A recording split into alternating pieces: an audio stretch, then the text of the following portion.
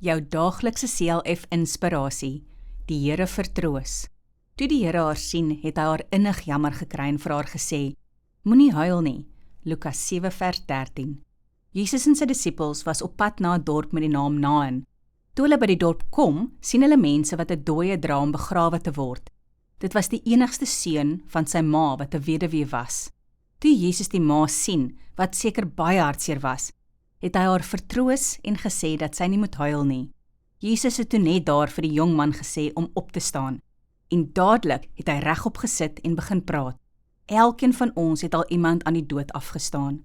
Dan is ons baie hartseer en voel verlore. Gelukkig is die Here daar om ons te vertroos. Jesus kry ons jammer as ons hartseer en ongelukkig is. Daarom moet ons net op hom vertrou in sulke omstandighede. Die Here ken ons harte en sal ons bystaan in tye van seer. Kom ons bid saam. Dierbare Here, dankie dat U my sal vertroos as ek hartseer is. Amen.